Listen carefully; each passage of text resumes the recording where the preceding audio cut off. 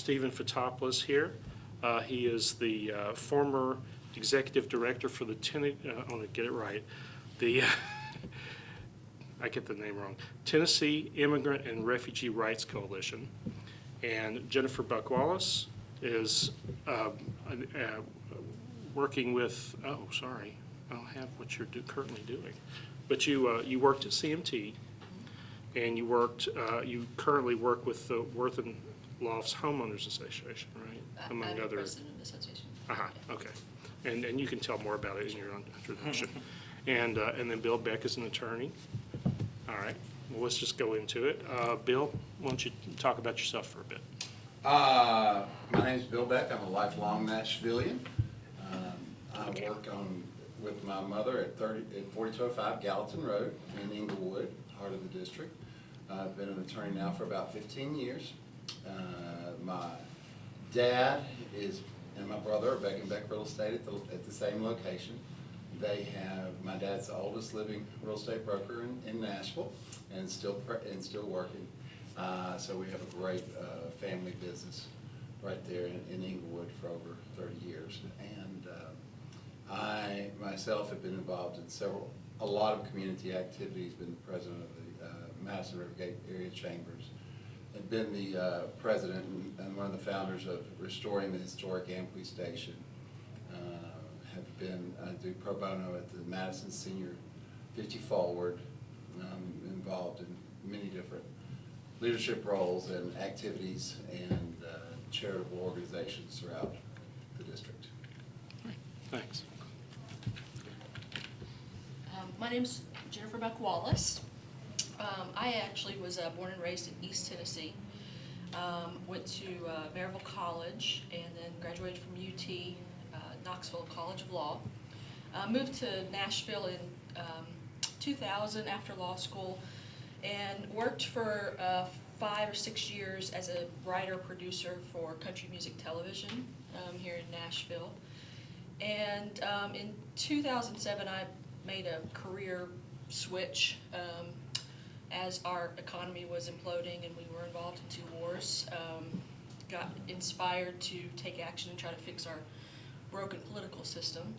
So I quit my job at CMT to volunteer for the Obama campaign in 2007 and then became the state director for Obama in 2008, where we organized thousands of volunteers across the state, and we're mainly a border state program helping the president win in North Carolina, Virginia, other states that were surrounding touched us.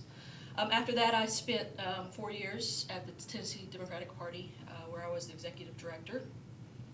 And then in 2013, I left the party to start a chapter of Organizing for Action, a nonprofit advocacy group that fights for progressive values like comprehensive immigration reform, implementation of the Affordable Care Act, and other sort of national priorities. And then in this spring, when Representative Mike Turner decided not to run for office, I had to leave that position to run because it's nonpartisan. But I am the president of the Worth and Lofts Association in Germantown, and I'm also on the NECAP board as well. And excited to be running against these guys. Yeah, great. Thank you. Steve. So my name is Stephen Fotopulos. I'm not a native Nashvilleian. Nashville was my chosen home. Moved here 10 years ago. Before that, I did a master's program in public policy with a specific focus on immigration and language policy. And I served as a business officer, a logistics officer in the U.S. Navy for 5 years, stationed overseas in the Persian Gulf. Moved to Nashville really to raise a family. I have 2 kids. My son, Oliver, goes to school at Laughlin. My daughter's 3.5, but she goes to a couple Parents' Day Out programs in East Nashville. Moved to East Nashville 10 years ago, got a craftsman house that had been uninhabited and kind of abandoned for a year, and been working on that, sort of getting into it, laying joists, running cable, plumbing. Really believe sort of in investing in the neighborhood like that. But for the last 10 years, and I think how most people know me, I've been working with the Tennessee Immigrant and Refugee Rights Coalition, first as the policy director and then as the executive director. And the focus of that work has really been to organize grassroots communities across the state and help new folks figure out how to navigate the civic process and fully engage in the civic and economic life of the community. And so for the last 10 years I've been at the legislature actually tracking bills that would negatively impact working families across the state and figuring out how to stop them. And honestly, in the last couple years, we've done better than that. We've figured out how to make the issue less toxic by not being dismissive, by really looking beyond party lines and engaging folks around from a values perspective. And actually, this is the first year we've been able to introduce a positive bill that would open up access to in-state tuition for more folks. And so, yeah, when Mike Turner decided not to run, it was my opportunity really to continue that work on the other side of the desk, as important as it is for folks to be active in the community and to meet their legislators and to really sort of energize our democracy. We also need champions on the inside, and we just don't have enough of those. Great. Well, thank you. I should also mention for our viewers that with us today are Maria Devereen, the editor and news director of the Tennessean, Frank Daniels, columnist and community conversations editor, Michael Cass, who covers Metro and politics. Frank, would you like to kick off the Q&A, and we'll just go Sure. around to each of you.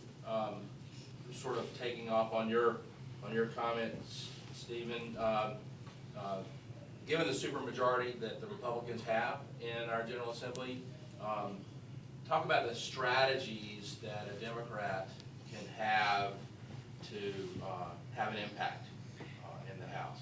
Yeah, so something to point out about this particular district is it was redrawn a couple years ago, and it's now one of the more Democratic in the state. And so another reason why it's a good fit for me, it's one of the few places where I can run and really sort of stand by and be proud of my progressive values and actually be a compelling candidate for the district. So I think we need to decide what to do with this seat. And I certainly know how to be the anchor sort of on one side of the political spectrum and just point out everything that is egregious that is being done by the Republican majority and also sort of the Tea Party extremists.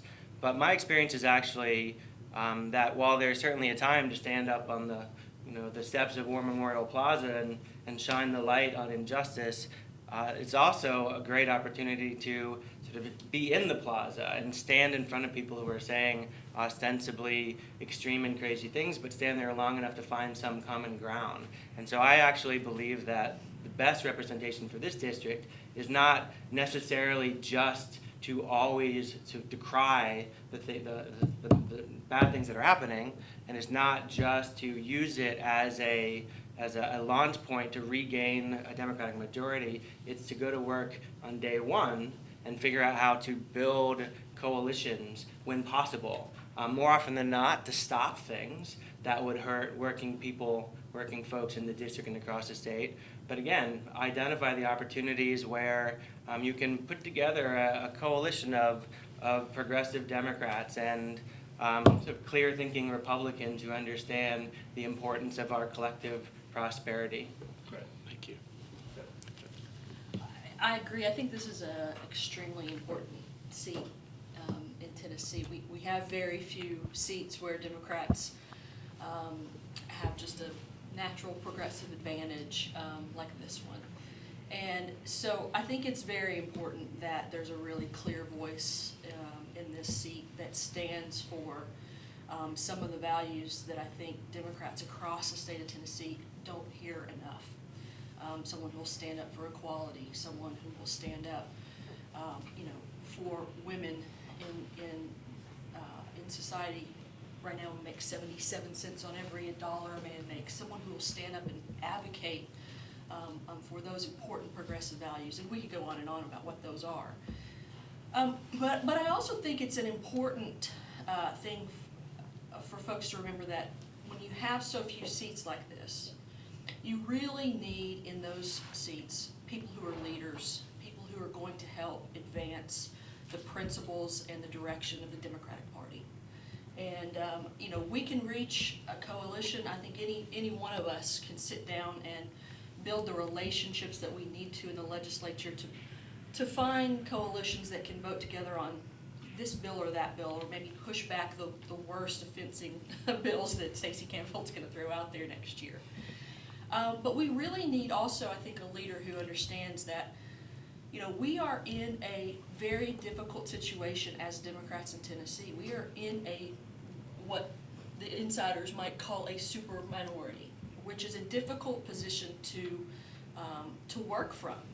And until we have more people on the team, on the Democratic Party team in the legislature who are fighting for working folks, who are advocating for these progressive values, you know, I think any one of us by ourselves will be a little ineffective over there. And I think we really need to embrace that and understand that a part of fighting for these values that we'll all talk about today is fighting to be in a little bit more moderate place in Tennessee where we can work from that. And I think I have the background that's best positioned to do that. I've recruited great legislators to run for office. Gloria Johnson, I actually sat down with her and begged her to run for office. And I think she's gone to the legislature and has done an amazing job being an advocate for teachers and for children and for schools in Tennessee. So I think that's important, and I think it should be a part of the consideration in this. Bill? Frank, this seat is not a prize. This seat is not a platform for progressive. This seat is about the people in the district. This seat is about representing them. That's how democracy works. I've had the privilege of going around, and what I've heard from people is they don't want a polarized legislature. They're tired of polarization in our political system. They want someone who can go down there, build relationships, find the center, not the far right, not the far left, but find the center and bring together for the best of the people in the district and for the best of the people of Tennessee. And so this district to me is all about the people that I'm speaking with. I've promised to have open forums for every legislative session where I bring out a list of all the bills that are being considered and let in each district, in each section of our district, and let the people tell me how they want, I want to hear their views on each one. And I want to take those views and I want to represent my constituents to the best of my ability. I think that is the best way that democracy works. I'm not taking this to push a progressive or a conservative or any type of forum other than to the best interest of my people in the district. Thanks. Could you all each take a minute or two to tell us what you think the top two issues are facing Tennessee, and if you're elected, what you would do to tackle those? Do you want to go ahead and start? We'll go around. Sure. You know, I think there are a lot of issues, and two is tough. Three's a little bit easier, but two is All tough. right, if you want to do three, we'll go three. Squeeze it in. Well, I mean, I think that the top three are just broadly jobs and opportunity, education, and healthcare. And I'll work backwards from that. Healthcare currently is, access to affordable healthcare. And Medicaid expansion is vital to that. And I think the single most harmful decision that the governor and the Republican-led legislature has made over the last several years has been to not expand Medicaid. And we're talking about, Bill talked a little bit about, this is about the people. Well, politics is also about the people. And these political decisions that the extreme right-wing Republicans are making are hurting people. Over 200,000 Tennesseans don't have health care today because the Republicans in the state legislature and our governor don't want to expand Medicaid because they don't want to help Obama out in any way, shape, or form, or seem any way attached to his health care bill. That's playing politics. And that, I think, is the one thing that we really have to unite and stand up around. And I do think there are coalitions that are across, whether or not you vote Republican or Democrat, who believe that expanding Medicaid is the right thing to do. Administrators of rural hospitals, folks over at Vanderbilt, nurses, doctors. There's a lot of Republicans in those groups of individuals who agree strongly with a united Democratic Party here in Tennessee that wants to see Medicaid expanded. So we have to build those coalitions and put the pressure on the governor and the legislature to act on behalf of the good of the folks in Tennessee. We're giving away $2.5 million a day. And, I think if Pilot Oil were offered $2.5 million a day of subsidies of any sort, the governor and his family would jump at taking those. And that's the kind of leadership we need, is someone who's actually going to stand up for the folks in Tennessee. So that's issue number one. Education, none of this works without education working. Jobs, opportunity, none of that works without us investing in education. We invest in the bottom 10% in the country per student in education.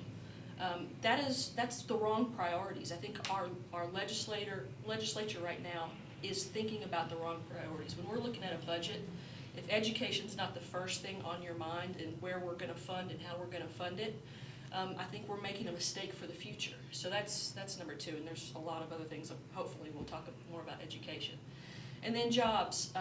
Leader Fitzhugh has proposed a Tennessee First Act for a couple of sessions now, just so that our tax dollars go towards investing in companies that are from Tennessee, that are going to hire Tennesseans first when we're giving state contracts. That has been universally shot down by the Republican-led majority as well. And I think that's something that we can all agree on, whether we're Democrats, Republicans, or independents in Tennessee. I want my tax dollars to invest in Tennessee first. We saw, I think this week, Governor Haslam gave a $60 million contract to a Missouri company to do a Tennessee ad campaign about Tennessee tourism. We have CMT over here. We have thousands of qualified professionals in that industry, and those sorts of decisions are just short-sighted. We've got to be focused on making sure that the money we are investing in our own state is coming back to Tennesseans and investing in our future. Thank you. Go ahead. Sure. So there's definitely a lot of agreement on policy and sort of a vision for what our progressive policies in the state should be. I mean, one has to be public education. For me, everything we do, the measure of success of our state policy is how are we investing our resources to level the playing field for folks. And public education it should be the great equalizer. It's how we as a state invest to ensure that it doesn't matter who you are and what neighborhood you're in or how much money your parents have, you have access to a quality education, a quality public education. And that includes being able to afford higher education and to reach your full potential. It includes expanding the availability of pre-K. And so I have some experience with this. A couple years ago, drafted a bill that would bring more money to Nashville schools because of our high density of English language learners and at-risk kids. That bill was passed a couple years later, brought millions more into the urban districts across the state, really to reflect the higher cost of educating kids in dense urban districts. So two, it would have to be healthcare. It is unconscionable that we as a state have not drawn down these federal dollars, which are there are federal tax dollars. Our neighbors and states are getting these resources, and because it has been done for political reasons, we have folks who are falling through the gaps, who make too much for TennCare but not enough to qualify for subsidies on the exchange. I mean, it's a complete breakdown of the system.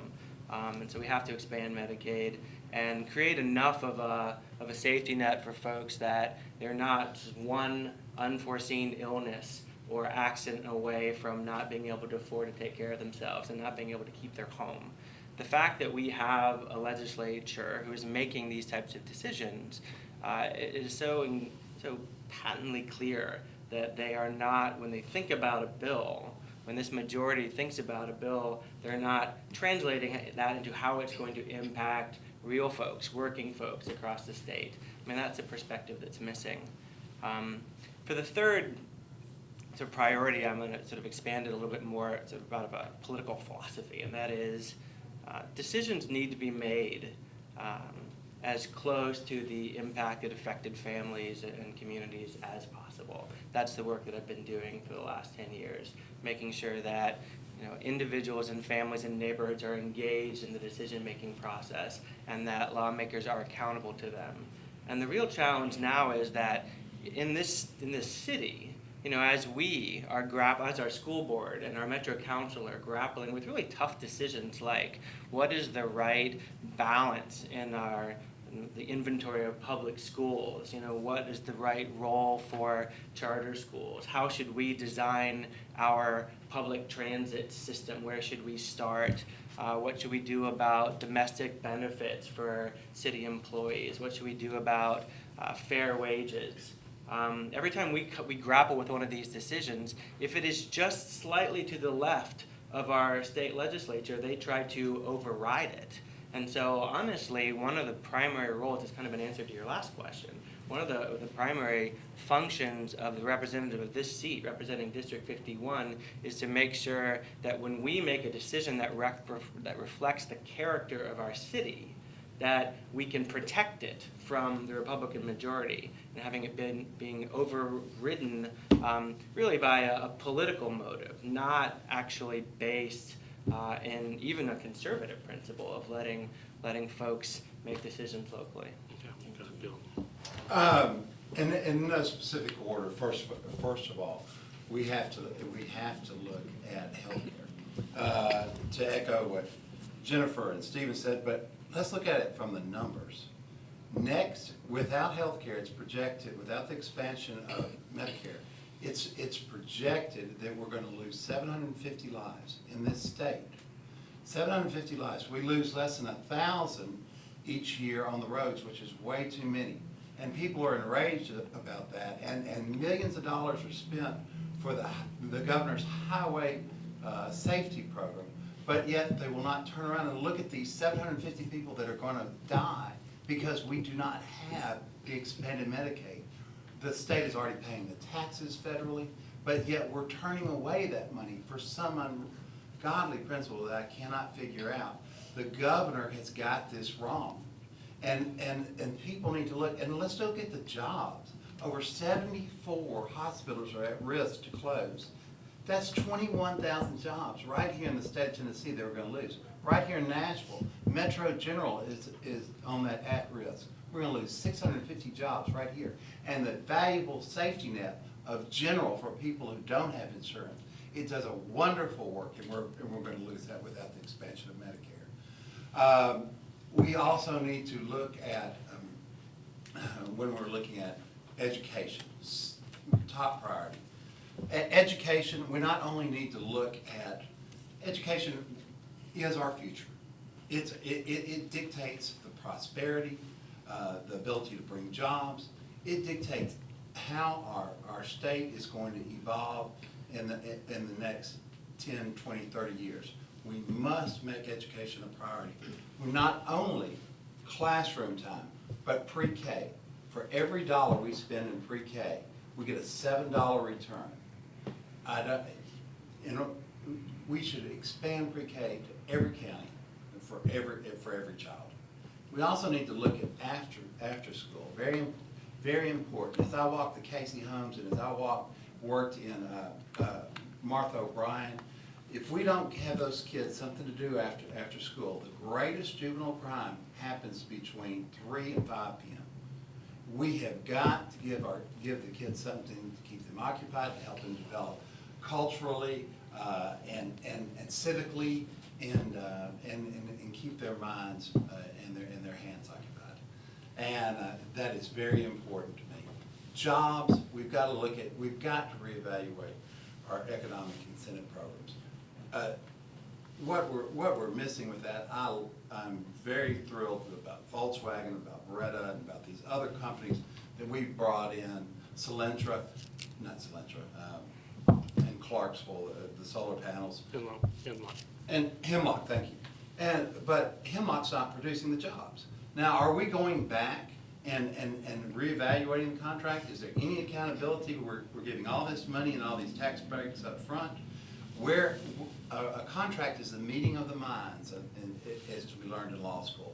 If there's no meeting of the minds on down and no accountability, how do we know that we're getting our value out of all of these huge economic stimulus that we're giving? And one was to give away the Tennessee Towers to Sears. And, you know, there's just got to be, I would like to see, I know there's a need for privacy because of competition among the states at first, but it really needs to be ratified by the legislature before it's agreed to. And these contracts that Jennifer referred to, outsourcing things to people outside Tennessee, those need to be brought in front of the legislature. Our government has been built on skirting the accountability and the responsibility to our legislature, and that needs to change.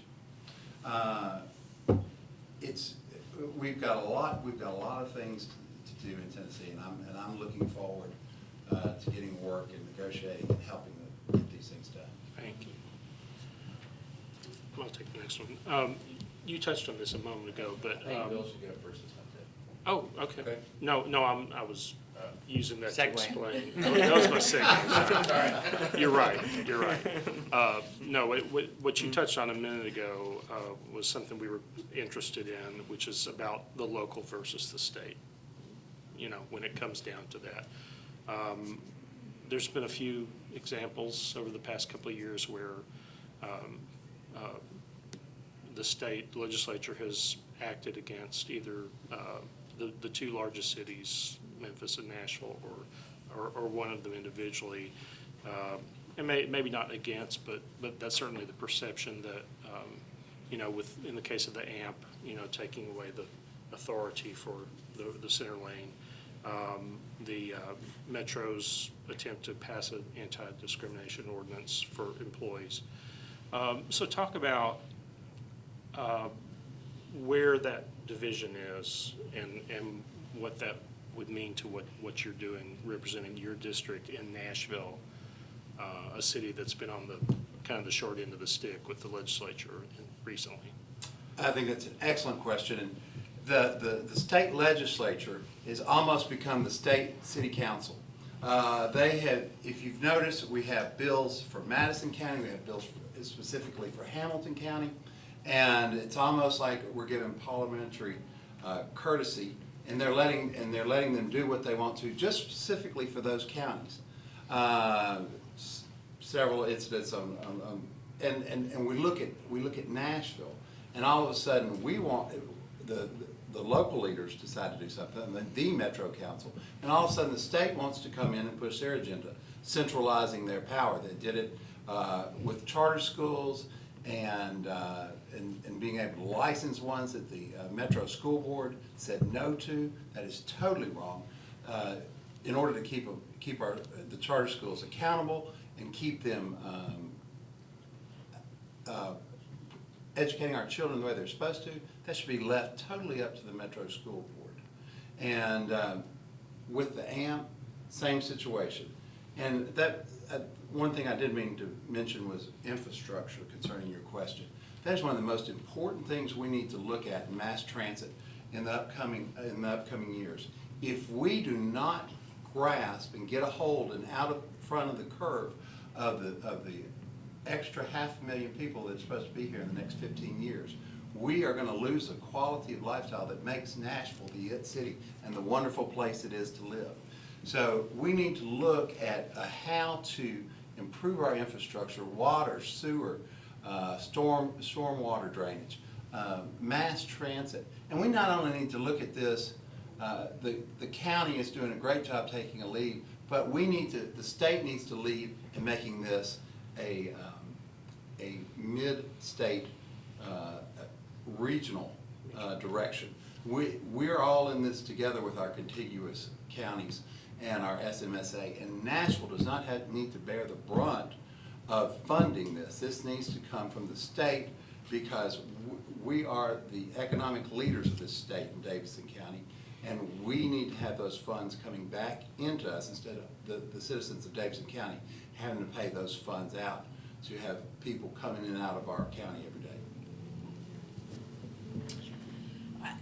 This is one of the issues why I decided to run. This year, I was extremely frustrated seeing the overreach of the state legislature and what they attempted to do in stopping a local transportation project. And I think it's just the tip of the iceberg, I think, of what could be done and the kind of overreach that we could see. And it's very frustrating in an environment like this to constantly hear the individuals who are leading, trying to overreach in Nashville, also lambast, the federal government's trying to do anything in the state. Medicaid expansion. When Medicaid expansion is coming with $2.5 million a day, this wasn't a project where the state was saying, we want you to change something because we're willing to fund it. They weren't trying to work with the city on making this the best project. They were trying to stop it because they're playing political games with the future of the economic center of the state of Tennessee. Our funding is based on tax dollars that come in from purchases, tourism.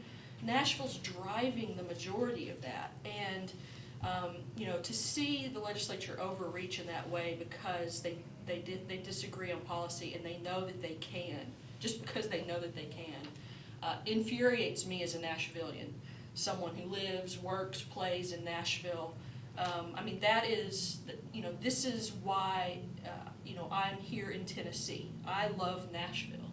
It is a unique environment where we've had extremely good leadership at a local level. We've had consecutive great mayors. We've had a Metro Council that actually understands that, equality is important, that, we are able to fight back, bills like English only, because we understand collectively, whether we're Republicans or Democrats or moderates or whatever, that is a part of growing a international city, a city that people from all over the world want to come and visit, want to come and see, want to bring their businesses to.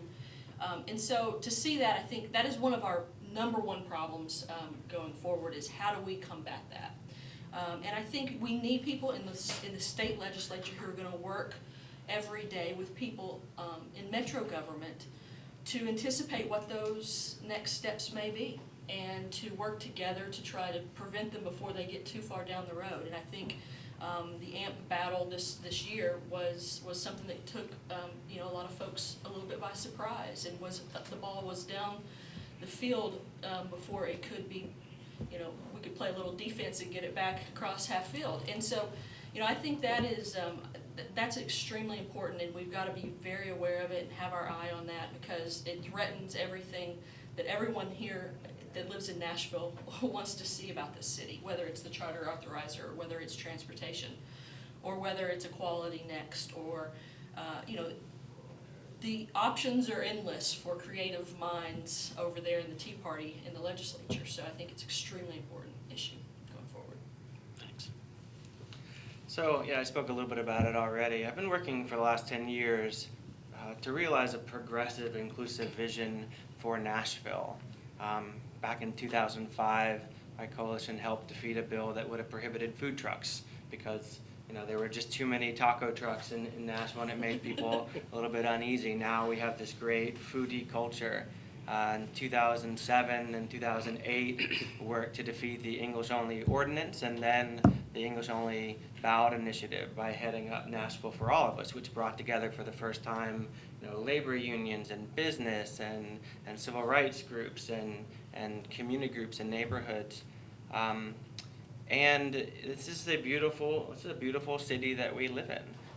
In 2009, I headed up the Mayor's New Americans Advisory Council. Did that for 5 years, engaging new immigrants and entrepreneurs and small business owners to make sure that the city was working for everyone. And so, absolutely, one of the things we need to do, as I said, is make sure that as one of the representatives of this city in the state legislature, that as we grapple with these decisions and make hard balancing choices, that it's not overridden by the state legislature. I actually think it's one of the places where we can do something right away, because to override local decision-making authority is not at its core a Republican or a conservative principle. It is done right now because it's political opportunism. But my experience in the last 10 years at the legislature, working with business leaders and chambers of commerce, and bringing sort of diverse groups together to see and recognize and stand up for a value like local decision-making authority, I think that can be done now. We certainly have experience when it comes to the legislature trying to override some of our more progressive thinking around immigration, whether it's English-only driver's license exams or policies that would require local police to engage with federal immigration authority. I think the experience of understanding the mechanics of lawmaking and the inner workings of the legislature are going to be invaluable for sort of holding the line when the Republican majority dislikes something that we do locally. And I actually think that it's one of the reasons why going into the legislature, not in having run a nonprofit that has been nonpartisan by definition, is actually a great advantage. It's hard to show up as a sort of a party operative and then convince people that what you're trying to do is build a broader coalition based on a more important political value. Thank you. All right, well, I think we have time for some closing remarks from each of you. You might, in case someone just tuned in, identify yourself again. And why don't you go ahead, Bill? I'm Bill Beck, and I'm thrilled to be running for the 51st District. The people of the 51st District are some of the most amazing people I've ever met. Whether you go from the people I meet in the Gulch to Old Hickory Lake, it's diverse, and it's a wonderful district. Myself, I am in giving my resume, I forgot to say that I graduated from Belmont here in Nashville, and went on to the National School of Law, and where I met my wife. My mother went to school with me at the National School of Law. She'd been an insurance agent for years. A lot of injustices being done for people, and decided to go to law school in her early 50s, and has been practicing we've been practicing together ever since. So it's just been a wonderful experience. And my wife is a state worker, so I know the value of giving promised raises to state workers. I know the value, the hard work that they do, and the more that they're demanded of. My sister is a special needs for children with disabilities in New Jersey. My wife was a teacher before she became an attorney. My mother was a teacher. Both of my in-laws are a teacher. My sister-in-law is a teacher. So I'm going to hit the ground running. I don't need a lobbyist to come explain to me what teachers' issues are. I can go to my own family.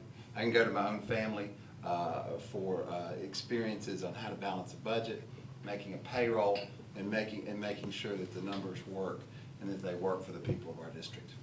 Thank you. My name's Jennifer Buck Wallace, and I'm running for the future of Nashville and the future of our state. This wasn't necessarily the best timing for me to step into politics. I didn't talk about it earlier, but my husband and I are expecting our first child here in a little, maybe later this afternoon. We'll see. Hopefully not. We're trying to hold out. But I got involved. The only reason I got involved in politics is because I care about the future of this country, the future of this city, and people, and making sure that our priorities at a government level are on the right things. And they're not right now. They're just simply not. I think you see these decisions, whether they're from education to healthcare to overreaching on what Nashville's doing as a city. Our fundamental priorities in our state government are misplaced. And that's what I'm going to fight for every day, is making sure that when those priorities are misplaced, that people hear about it, that we build broad coalitions of other individuals in Tennessee who care about those same values across party lines. I mean, I think it's very difficult in the state legislature to go over there and say, oh, hey, you know, I want you to be on my side. You're a Republican, and you have your caucus that's telling you what to vote for. But I do think you can reach across party lines when it comes to ordinary Tennesseans. And I think until we build those coalitions amongst ordinary Tennesseans to fight for our shared future here in Tennessee, I don't think any of us are going to be very effective. And so that's what I stand for, and that's what I want to fight for in the legislature. My experience is bringing folks to the table. I have trained thousands of volunteers through grassroots organizing, but I also have, the endorsement of House Democratic leader Fitzhugh, who understands that you have to bring all of these pieces together to be effective over there in the legislature. That is what I care about. That's what I'm about. And if you live in House District 51, I would appreciate your vote. Thank you. Steve. So again, my name is Stephen Fotopulos. I joke that you don't have to know how to pronounce my name or even spell it. If you see a Greek name on the ballot and you vote for it, that will go to me. Please do that. I'm running because I believe deeply in representative democracy. The work that I've done, sort of the vision that's guided me these last 10 years, is reaching out and organizing otherwise unorganized communities, folks who are usually left out of the system and politics as usual, and connecting those people to power. I think that, I'm actually really incredibly proud to have the opportunity to run and to be in a primary with such qualified folks. I do think that our specific experience fashioned the lens and the perspective that we have. And I do not have a party lens. I do not have a lens that will sort of guide me to make decisions for the party establishment. I don't have even, I've only been in the district for 10 years, which is a long time, but I don't have a lot of sort of personal sort of loyalties to generations long. My loyalties are going to be to the people of District 51. And so I've really enjoyed walking this district for the last couple months and meeting folks and understanding it's important to them. And I will go back to them and be accessible while I'm there and accountable once I make a decision. I can explain all of them, the easy ones and the hard ones. I'm running for this because I thought a perspective was missing in this race. Someone who has been in the district for a long time, someone who has kids in public school, someone who has a long record of military and public service. Yes, I'm really, this is my opportunity to really take this work to the next level, to take the work of empowering grassroots communities and invigorating our democracy, and to have a champion of progressive democratic values on the inside. And so, again, if you live in District 51, I would love to talk to you. My website is stephenfotopoulos.com or photofor51.com. And if I haven't knocked on your door yet, you'll probably see me in the next 2 weeks. And I'd love your vote. Thank you. All right. Thank you, guys. I really appreciate it. I think our viewers did too. We have just less than 2 weeks of early voting left. So I hope that this forum will help you make your decisions. And we also have forums and other races that we're presenting at Tennessean.com. So do tune in when you hear about them. And I hope that everyone gets out and votes. And thank you very much. My name is Ted Rayburn at the Tennessean.